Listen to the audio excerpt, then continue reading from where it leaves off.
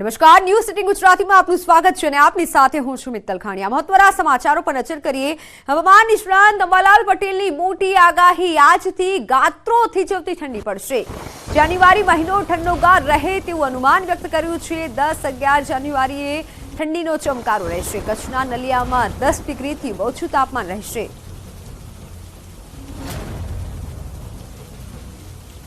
December ઠંડીનો ચમકારો જબરદસ્ત આવશે અને જાન્યુઆરી માસમાં વધારે ઠંડામાં ઠંડો રહેશે, જેમાં 10-11 જાન્યુઆરી પણ ઠંડીનો ચમકારો આવશે। 24મી જાન્યુઆરી પણ ઠંડીનો ચમકારો આવશે। એટલે હવે ધીરે ધીરે ઠંડીનું પ્રમાણ વધતું જશે અને દેશના ઉત્તરીય પર્વતીય પ્રદેશોમાં 0 ડિગ્રી સેલ્સિયસથી નીચું ન્યૂનતમ તાપમાન જવાની શક્યતા રહેશે। પંજાબ, હરિયાણા અને રાજસ્થાનમાં 3થી 4 ડિગ્રી સેલ્સિયસ જેવું રહેવાની શક્યતા રહેશે। નલિયામાં 10 ડિગ્રીથી નીચું રહેવાની શક્યતા રહેશે।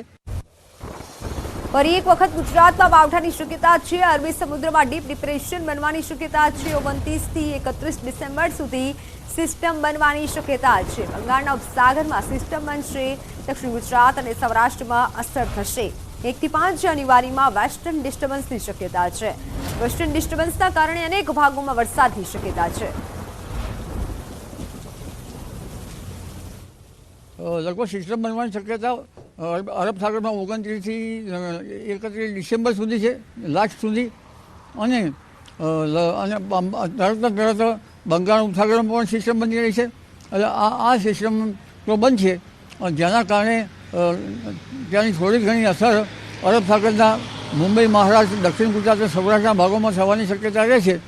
પરંતુ એક ઉલ્લેખનીય છે કે એક વેસ્ટર્ન ડિસ્ટર્બન્સ લગભગ જાન્યુઆરી તારીખ 1થી 5માં આવી રહ્યો છે અને આ વેસ્ટર્ન ડિસ્ટર્બન્સના કારણે રાજ્યના ભાગોમાં વરસાદ થવાની શક્યતા છે। તો ચાઇનીઝ દોરા પર પ્રતિબંધ હોવા છતાં કેટલાક લોકો હજુ પણ આ દોરાનો ઉપયોગ કરે છે, જેના કારણે અનેક વ્યક્તિઓ તેનો ભોગ બને છે।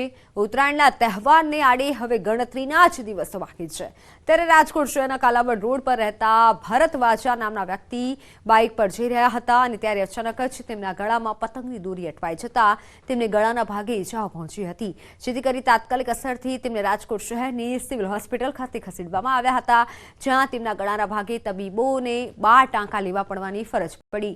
ન્યૂઝ સિટી ગુજરાતી સાથેની વાતચીતમાં ઇજાગ્રસ્તના પરિવારજનોએ જણાવ્યું હતું કે લોકોએ મહેરબાની કરી ચાઇનીઝ દોરીનો ઉપયોગ ન કરવો જોઈએ। મહત્વનું છે, ચાઇનીઝ દોરા પર રાજકોટ શહેર પોલીસ દ્વારા પ્રતિબંધ ફરમાવતું જાહેરનામું પણ બહાર પાડવામાં આવ્યું છે। રાજકોટ શહેર ક્રાઇમ બ્રાન્ચ તેમજ સ્થાનિક પોલીસ દ્વારા દર વર્ષે ચાઇનીઝ દોરી કેટલીક માત્રામાં ઝડપી લેવામાં આવે છે, છતાં લોકો બેખૌફ બની ચાઇનીઝ દોરીનો ઉપયોગ કરે છે। આ ઘટના બની છે કે આ મારા ઘરનું અત્યારે ગુજરાન મારે કઈ રીતના હકાવવું એ મારે હું પોતે જાણું છું અને અમારું ઘર જાણે છે।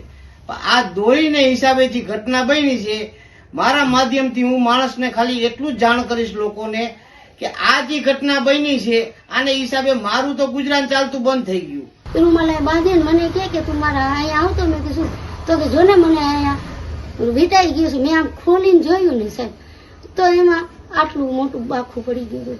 હું તાત્કાલિક અહીંયા અમારે શનિવારે છે ને અહીંયા સામાન્ય હતું ને અહીંયા હું લઈ ગઈ કે સરકારને એટલું કહું છું કે ચાઇનીઝ દોરી છે ને એનેથી તમે માણસને અને પશુ પંખીને તમે છે ને બચાવો।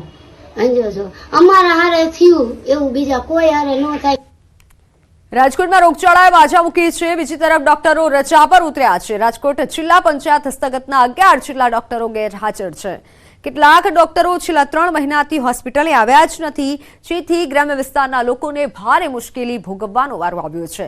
ગ્રામ્ય લોકોની આ મુશ્કેલીને જોઈને જાણ કર્યા વગર જ બેદરકારી દાખવનાર ડોક્ટરો સામે તંત્રએ પણ લાલ આંખ કરી છે। ગ્રામ્ય લોકોની આ મુશ્કેલીને જોઈ પણ બેદરકારી દાખવનાર ડોક્ટરો સામે પગલાં લીધા છે। જાણ કર્યા વગર રજા પર ઉતરનાર અને કામથી દૂર ભાગનાર જિલ્લાના તમામ 11 જિલ્લા ડોક્ટરોને નોટિસ આપવામાં આવી છે। આ નોટિસનો લેખિત જવાબ પણ ઉચ્ચ અધિકારીઓ દ્વારા માંગવામાં આવ્યો છે। અમુક 2-3 ડોક્ટરોને એવું પણ છે જે છેલ્લા 2 મહિનાથી પણ એબસેન્ટ હતા। આમાં પણ જે છે અમે સીએસસીના જે સુપ્રિન્ટેન્ડન્ટ છે આને પણ જે છે તાકીદ કરી છે કે નેક્સ્ટ ટાઈમથી જ્યારે કોઈ પણ ડોક્ટર બોન્ડેડ હોય અને 7 દિવસથી વધારે ગેરહાજર હોય તો આને ફરજિયાત જે છે અમારે ધ્યાને લાવવાનો રહેશે અને જે છે આને ફરજિયાત પણ આપણે નોટિસ પાડવાની રહેશે। અને પછી પણ નોટિસ પાડ્યા પછી પણ જે છે એ નોટિસના સમયગાળામાં 2 દિવસ કે 5 દિવસમાં હાજર નહીં થાય તો આને આપણે જે છે ફરજિયાત અહીંયાથી જે છે સીપીઓ કચેરીના હવાલે કરવાના રહેશે. આણંદના ઉમરેઠમાં સરકારી પરિસરમાં દારૂની રેલમછેલ થતી હોય તેવા દ્રશ્યો સામે આવ્યા. સિટી સર્વે ઓફિસના કમ્પાઉન્ડમાંથી વિદેશી દારૂની બોટલ અને બિયર મળી આવ્યા. સરકાર કચેરીના પરિસરમાં વારંવાર દારૂની બોટલો મળી આવતા પોલીસની કામગીરી સામે સવાલ ઉઠી રહ્યા છે.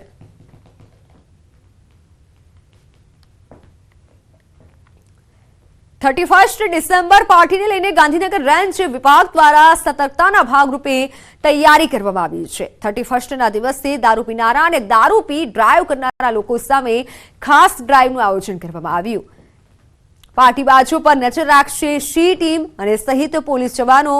શામળાજી બોર્ડરને લઈને પોલીસે ખાસ એક્શન પ્લાન તૈયાર કર્યો છે. 31ને ધ્યાનમાં રાખી 4 જિલ્લાઓમાં પ્રોહિબિશન ડ્રાઈવ રાખવામાં આવી છે. સાથે ગાંધીનગર પોલીસે ખાસ ડ્રંક એન્ડ ડ્રાઈવ માટે અલગથી ઝુંબેશ હાથ ધરી છે. બોર્ડર ઉપર બહારથી આવતા તમામ વાહનો તપાસી શંકાસ્પદ વસ્તુ દેખાતા સીઝ કરવાની કાર્યવાહી કરાશે. શામળાજી ચેકપોસ્ટ ઉપર લોખંડી પોલીસ બંદોબસ્ત ગોઠવવામાં આવ્યો છે. एक तो प्रोहिबिशन की ड्राइव दी गई है, साथ ही साथ ड्रंक एंड ड्राइव के केसेज भी करने के लिए एक ड्राइव दी हुई है, जिसमें रेंज में जो बॉर्डर एरिया है, बॉर्डर एरिया भी ढंग से सील हो, वहाँ पे पुलिस का पेट्रोलिंग ज़्यादा हो और व्हीकल्स की चेकिंग ज़्यादा हो, इसके लिए भी एक एक्शन प्लान बनाया गया है. 31 ડિસેમ્બરને લઈને નર્મદા પોલીસે મહારાષ્ટ્ર સરહદ પર સઘન ચેકિંગ હાથ ધર્યું. સાગબારા ધનસેરા ચેકપોસ્ટ પર એલસીબી એસઓજીની ટીમ તૈનાત કરાઈ સતત પેટ્રોલિંગ કરાઈ રહ્યું છે. સાથે 20થી વધુ ચેકિંગ પોઈન્ટ પર બનાવવામાં આવ્યા છે. બુટલેગરો પર નજર રાખવા માટે 200થી વધારે પોલીસ જવાનો તૈનાત કરવામાં આવ્યા છે. ચેકિંગ દરમિયાન લાખોનો દારૂ ભરેલી 2 ટ્રક પણ ઝડપી લેવામાં આવી છે. कुछ दिनों से हमने पेट्रोलिंग और नाका भी बढ़ा दिए हैं और पिछले 8-10 दिन में हमारे काफ़ी अच्छे खासे सीजर भी हुए. आने वाले 4 से 5 दिन में और खास करके 30 और 31 तारीख को पूरे जिले भर में अलग अलग जगह 15 से 20 जगह पे नाके लगा रहे हम और 200 से 300 पुलिस फोर्स इस नाका पॉइंट्स के ऊपर चेकिंग करेगी. हमारी सेलम्बा के पास में धनसेरा करके एक चेक पोस्ट है जो अंतर्राज्य चेक पोस्ट है और वहाँ से काफ़ी बड़ा हाईवे निकलता है, तो वहाँ पे हमने 24/7 की चेक पोस्ट शुरू की है और उस चेक पोस्ट पे बॉडी ऑन कैमरा और सारे चेक पोस्ट के ऊपर बॉडी ऑन कैमरा और उसके निगरानी में गाड़ियों की चेकिंग होकर ही वहाँ से गाड़ियाँ निकल सकती है. इस तरीके से हमने आयोजन किया है.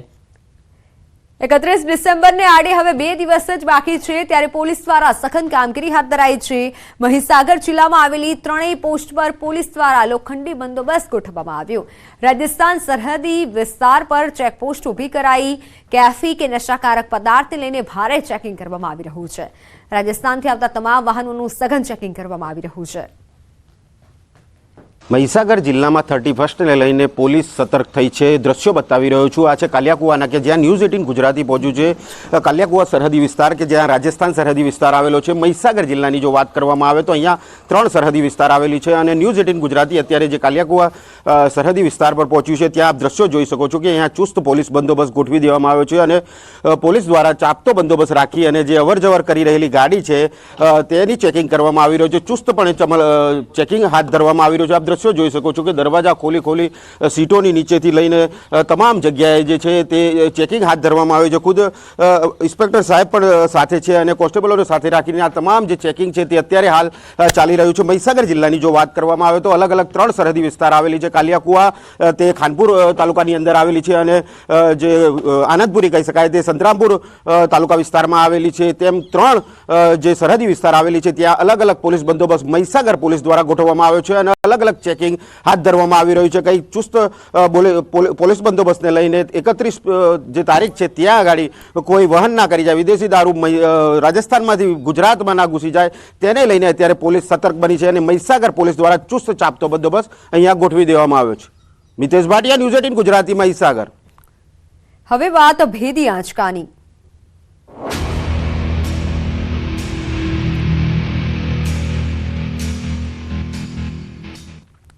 રાજકોટ જિલ્લામાં એક તરફ દીપડાની દહેશત છે તો બીજી તરફ જિલ્લાના એક ગામમાં ભેદી આંચકાનો ડર છે. ભેદી અવાજ અને ભયના ઓથાર વચ્ચે લોકો થરથર કાંપી રહ્યા છે.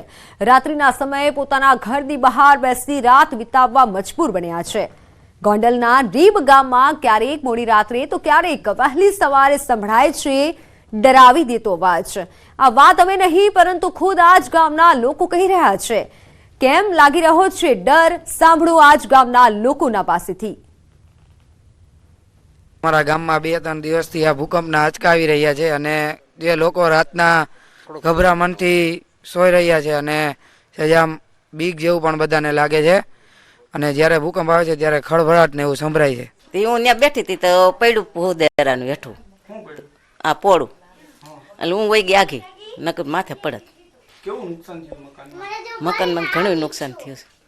ઉપર ત્યાં થોડુંક પાડી વાયરું છે. અમે જમવા બેઠા હતા અને ભૂકંપ આવ્યો એટલે અમે તરત બહાર નીકળી ગયા. છેલ્લા 2-3 દિવસથી રોજ ભૂકંપ આવે છે. હા, કેવી બીક લાગે છે? બીક ખળભળાટ જાજો થાય છે.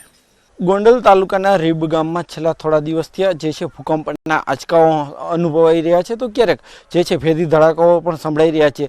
ગામના અનેક મકાનો એવા છે કે જે તિરાડો પણ પડી છે તો સાથે જ અવારનવાર સંભળાતા ભેદી ધડાકા તેમજ આંચકાથી ગામના લોકો પણ ચિંતિત છે. તો મોડી રાત સુધી ગામના આગેવાનો જે છે એ ભર શિયાળે તાપણું કરી અને જે છે ગામનું ધ્યાન રાખી રહ્યા છે. હાર્દિક જોશી, ન્યૂઝ 18 ગુજરાતી, રાજકોટ. અંદાજિત 3500ની વસ્તી ધરાવતા ગામમાં ભેદી ધડાકાના કારણે લોકોના મકાન જર્જરિત સ્થિતિમાં જોવા મળી રહ્યા છે. અહીંયા 2-3 નહીં પરંતુ 20 જેટલા મકાનો એવા છે કે જ્યાં મોટી મોટી તિરાડો પડી છે. કેટલીક જગ્યાએ તિરાડો પડી છે તો કેટલીક જગ્યાએ મસ્ત મોટા ગાબડાઓ પડ્યા છે. કેટલીક જગ્યાએ નવા બનેલા મકાનની દિવાલો તૂટી છે. એટલું જ નહીં, નવા મકાનની લાદી પણ ઉપસી ગઈ છે. ભયનો માહોલ છે અને ગામના માણસો જાગે છે તાપણું કરી અને થોડીક બીક તો લાગે જ પછી આવું થાય એટલે આવું 3-4 દિવસથી થાય છે.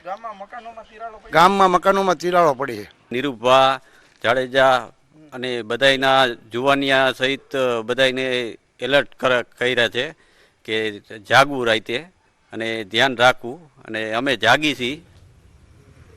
ઠંડીની ઋતુ વચ્ચે લોકો પોતાના ઘરમાં જ રહેતા હોય છે ત્યારે રીબ ગામના લોકોની ધડાકાએ ઊંઘ છીનવી લીધી હોય તેવું જોવા મળ્યું છે. રીબ ગામના સરપંચ, ઉપસરપંચ સહિતના ગામ આગેવાનો ગામના પાદરે બેસી રાત વિતાવે છે.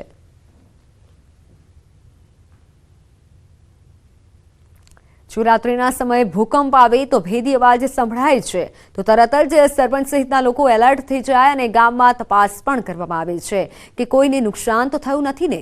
ગામમાં રહેતા લોકોને પણ સૂચના આપવામાં આવે છે કે રાત્રે જાગતા સુવે.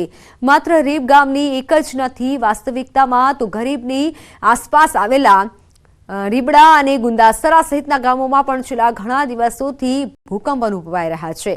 સાથે ભેદી અવાજ પણ સંભળાય છે. જોકે હજી સુધી સત્તાવાર રીતે અવાજની પુષ્ટિ નથી થઈ. ગોંડલ તાલુકાનું રીબ ગામ છે કે જ્યાં છેલ્લા થોડા દિવસથી આ ભૂકંપના આંચકાઓ અનુભવાય છે તો ભેદી ધડાકાઓ પણ અનુભવાઈ રહ્યા છે. ત્યારે હાલ આપણી સાથે ગામના સરપંચ છે, આપણે એમની સાથે વાત કરીશું. શું કહેશો, તમારા ગામમાં ભેદી ધડાકા? 4-5 દિવસથી ધરતીકંપના આંચકા આવે છે અને પરમથી વધારે આંચકો આવ્યો હતો અને તાલુકામાંથી પણ મને જાણ કરી હતી અને તાલુકામાં જાણ કરી હતી મામલતદાર સાહેબને અને બહુ તકલીફ જેવું નથી ગામમાં કાંઈ. અને રાતે અમે બધા હજી સંગઠન જે ભાઈબંધ દોસ્તાર બધા બેહી અને ગામને સચેત કરી કે ભાઈ જાગતા હું અને એવું કાંઈ હોય તો અમે મદદે જાય. ખાસ તાપણું પણ કર્યું છે. હા, એ તો બધું કરવું જ પડે ને. આખી રાત કેવી રીતે કાઢવી? કેવી ગામમાં બીક છે? થોડોક તો ભય તો હોય જ ને ભાઈ. આ ભગવાનનું મોકલેલું એ ભય તો હોય જ ને. ગામમાં નુકસાની થઈ રહી, તિરાડું પડી. આ તિરાડું પડીને એવું થોડું ઘણું નુકસાન થયું છે બધે, પણ બહુ વાંધો નથી. ચોક્કસથી હાલ જે રીતના વાત કરવામાં આવતા ગામના સરપંચ કહી રહ્યા હતા કે જે રીતના સરપંચ પણ અત્યારે સરપંચ સહિતના આગેવાનો છે તે લોકો જાગતા હોય છે. ખાસ કરીને રાતના સમય જ્યારે થોડું પણ ભય જેવું લાગે છે તો તરત જ ગામના લોકોને એલર્ટ કરે છે.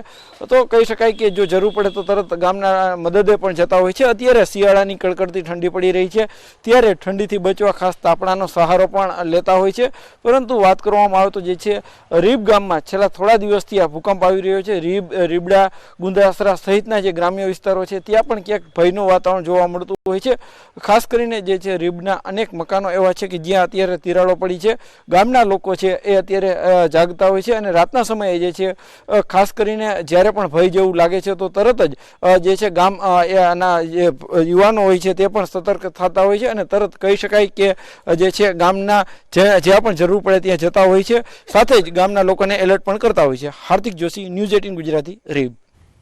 પોરબંદરના બરડા ડુંગરમાં વર્ષોથી વસતા દીપડા છેલ્લા થોડા સમયથી રહેણાંક વિસ્તારોમાં જોવા મળી રહ્યા છે.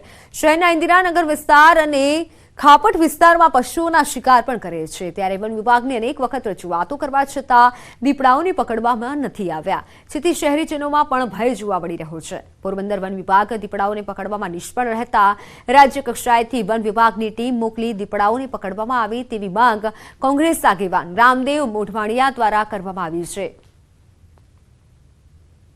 પણ આ દીપડાઓ તો અત્યારે રેસિડેન્સ એરિયામાં આવી ગયા છે. ખાસ કરીને ઇન્દિરાનગર છે કે ઇવન આરજીટી કોલેજ, એ તો એને હાર્ટ ઓફ સિટી અત્યારે કહી શકાય. ત્યાં આરજીટી કોલેજ સુધી છે હાર્ટ ઓફ સિટી, કારણ કે એટલા સામે કામદારો એટલા બધા 2,000 કામ કરે છે. એની સામે વિદ્યાર્થીઓ ત્યાં ભણે છે બીએડ કોલેજની અંદર. કેટલા લોકો રહે છે બાજુમાં જોરીબાગનો એરિયા છે, છતાં ત્યાં સુધી આવી અને ગાયોના મારણ કરી જાય છે.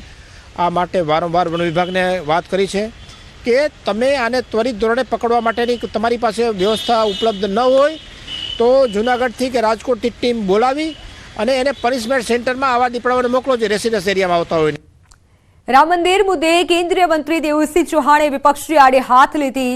તેમણે કહ્યું કે રામ મંદિર મુદ્દે બહુ પહેલા નિર્ણય આવી શક્યો હોત, પરંતુ અત્યાર સુધી દેશમાં તૃષ્ટિકરણની રાજનીતિ થઈ. અગાઉની સરકારના નેતાઓ જ રામ મંદિર અંગે નિર્ણય ટાળવા માટે કોર્ટમાં અપીલ કરતા.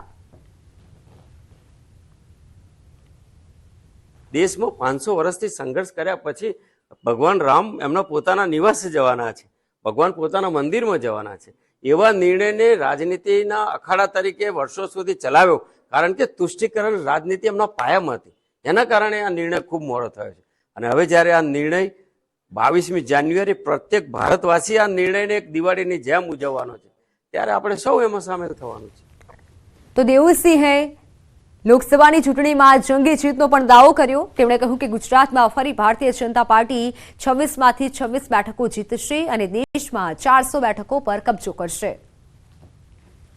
26 એક વાર નહીં, બીજી વાર નહીં, ત્રીજી વાર આવવાની, અને દેશમાં અત્યાર સુધી આવી છે એટલે તમામ રેકોર્ડ બ્રેક કરીને ભારતીય જનતા પાર્ટી એનડીએની સરકાર સૌથી વધારે સીટો સાથે દેશમાં ત્રીજી વાર શાસન પર આવશે.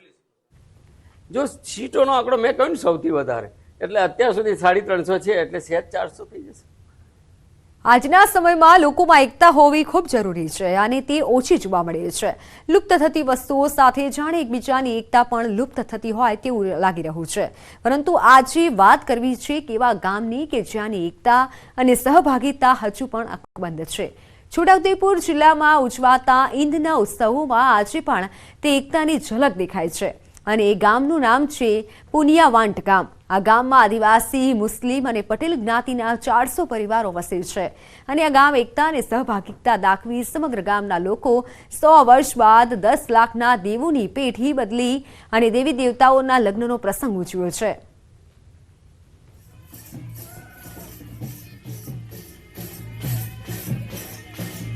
જે અમારા પૂર્વજોએ લગભગ 100 વર્ષ ઉપરાંત થઈ ગયા ત્યારે આ દેવોની સ્થાપના કરી હતી, પણ અમારો જે નવયુવાન છે એમને કંઈ શું ખબર નથી પડતી.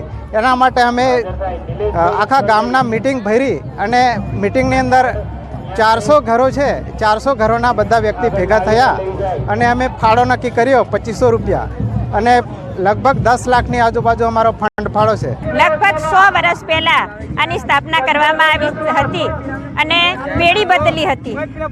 ત્યાર પછી 50 વર્ષ પહેલા કરોડિયો ઈંદ કર્યો હતો અને ત્યાર પછી અમારા ગામના લોકોએ ભેગા મળીને 2-3 મિટિંગો કરવામાં આવી અને મિટિંગો કર્યા બાદ બધાએ એક સંમતિ દરેક જણ ભેગા મળીને દેવોની સ્થાપના કરવાનું આયોજન કર્યું. આજથી 100 વર્ષ પહેલા ગામના દેવી દેવતાઓની પેઢી બદલવામાં આવી હતી અને બાદ ગામ લોકો ભેગા મળી ગામની પેઢી બદલી દેવોના લગ્ન લેવાનું નક્કી કરી 10 દિવસથી ગામની સીમમાં આવેલા 20 જેટલા દેવસ્થાનોના જૂના માટીના ઘોડા અને લાકડામાંથી ઘડેલા દેવ પ્રતીકો દૂર કરી નવા દેવોના ઘોડા અને ખૂંટડા બદલી પૂજા વિધિ સાથે ઈંદની ઉજવણી કરી દેવોના લગ્ન કર્યા છે અને આ પરંપરા અનાદિકાળથી ચાલતી આવે છે. ગામના લોકોનું માનવું છે કે આનાથી તેમના ગામમાં સુખાકારી જળવાઈ રહે છે. માન્યતા પ્રમાણે ગામના લોકો 10 દિવસ સુધી માત્ર ભાત અને મરચું જમવાનું વ્રત રાખ્યું હતું. આજે ગામની મહિલાઓ અડદની દાળના ઢેબરા બનાવી દેવોને ધરાવી આખું ગામ સામૂહિક પાકું ભોજન જમ્યા હતા. અમારા આદિવાસી બાપ દાદાના સમયથી જે લોકો આદિવાસી દેવ તરીકે માનીને ખૂંટા બેસાડ્યા હતા એને નવા ખૂંટા બેસાડી અને જે લગ્ન વિધિ પણ અમારા દેવી દેવતાઓનો થાય એ રીતનો શણગાર કરી અને દેવોની पूजा यहाँ करवाना प्रोग्राम रखेलो है. यहाँ पे आदिवासी होने का एक सबसे बड़ा प्रमाण ये था कि वो लोग अपने नेचर से जुड़े हुए थे. उनके जो भगवान है वो नेचर से ही आते हैं. उनका अगर किसी घर में फसल नहीं हो रही है तो उनके लिए अलग से एक भगवान है. किसी के घर में उनके गाय बच्चों के बच्चे नहीं हो तो उसके लिए अलग से भगवान है. सो वो सिर्फ नेचर को मानते हैं, नेचर को ही पूजते हैं. પરંપરા પ્રમાણે 15 થી 20 ગામના લોકો કરમ અને કળાના ઝાડની પૂજા વિધિ કરી 10 ડાળીઓ કાપવાની કુદરત પાસે મંજૂરી માંગે છે. જે ડાળીઓને જમીન પર પડવા દેવામાં આવતી નથી અને આ ડાળીઓને વાજતે ગાજતે અખાડા સુધી લાવી 7 ફેરા રમાડવામાં આવે છે. ત્યારબાદ ડાળીઓને રોપી દેવામાં આવે છે. સદીઓ જૂના દેવોના પાટલા અને માટલા ડાળીઓ આગળ સ્થાપના કરી અને કથા કરાય છે. વહેલી સવારે સ્થાપના કરેલ ડાળીઓને વાજતે ગાજતે નદીના પાણીમાં વિસર્જન કરાય છે. તેમની આ વર્ષો જૂની પરંપરાને નિહાળવા લોકો દૂર દૂરથી આવે છે. 100 વર્ષે એકવાર થતી આ પરંપરાને જોવા લોકો તલપાપડ થાય છે. આજે જે પ્રોગ્રામ થઈ રહ્યો છે 100 વર્ષમાં એકવાર થાય છે તો એ જોવું હતું કે આ કલ્ચર અને આ રિચ્યુઅલ્સ શું છે. તો એના માટે હું અહીંયા છોટાઉદેપુર તેજગઢ નામના એક જગ્યામાં અમે લોકો આ પ્રોગ્રામ જોવા આવ્યા છીએ.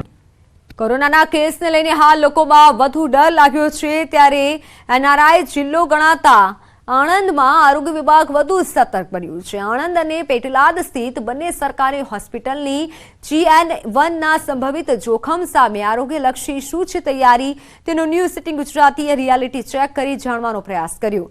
હોસ્પિટલોમાં વેન્ટિલેટર દર્દી માટે બેડ અને ઓક્સિજનના બોટલ અને ઓક્સિજન પ્લાન્ટ પણ તૈયાર રાખવામાં આવ્યા છે.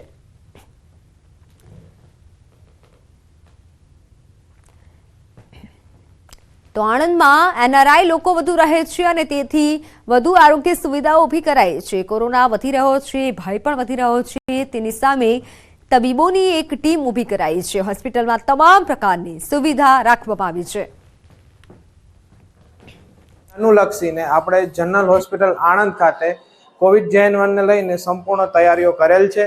જેમાં ખાસ કરીને કે જે કોવિડમાં આપણે ઓક્સિજનની રિક્વાયરમેન્ટ રહેતી હોય છે તેના માટે જે આપણા PSA પ્લાન્ટ છે તે પણ સંપૂર્ણ કક્ષામાં કાર્યરત છે. એ સિવાય ઓક્સિજનની જે સિલિન્ડર કે જે બોટલ કહીએ છીએ તે પણ આપણી સાથે પૂરતા પ્રમાણમાં છે. જે 50 થી 60 જેટલી બોટલો અત્યારે રિઝર્વ કરવામાં આવી છે. તે સિવાય જે હોસ્પિટલનો નર્સિંગ સ્ટાફ છે, બીજા મેડિકલ ઓફિસર્સ છે અને જે સર્વન્ટ સ્ટાફ છે તે બધાને પણ આને લગતી સંપૂર્ણ માહિતી તથા તેમને ટ્રેનિંગ આપવામાં આવેલ છે. અને આપણા જિલ્લાના જે આજુબાજુના ગામ છે એમાં એનઆરઆઈ ખાસા બધા આપણને જોવા મળતા હોય છે. અને આ સિઝનમાં જનરલી એનઆરઆઈ બધા અહીંયા ભારતની વિઝિટમાં પણ આવતા હોય છે. જે બાબતને અમે ગંભીરતાથી ધ્યાને લઈ અને અમે COVID-19 જે બહારથી અહીંયા આવતો હોય કે પછી અહીંયા આવ્યા પછી બીજે ક્યાંય ફેલાય નહીં અથવા જો કદાચ એવું થાય તો એ બાબતે આપણે દર્દીને સારવાર સક્ષમ રીતે આપી શકીએ તે બાબતે અમે પૂરેપૂરા પગલાં લીધા છે. તે બાબતમાં અમારી હોસ્પિટલની અંદર અમે ICUના વોર્ડ ઊભા કર્યા છે. ટોટલ આપણી પાસે 20 બેડ ICUના અત્યારે ઓલરેડી રેડી જ છે. તો સમાચારોમાં હાલ બસ આટલું જ. રજા આપશો. નમસ્કાર.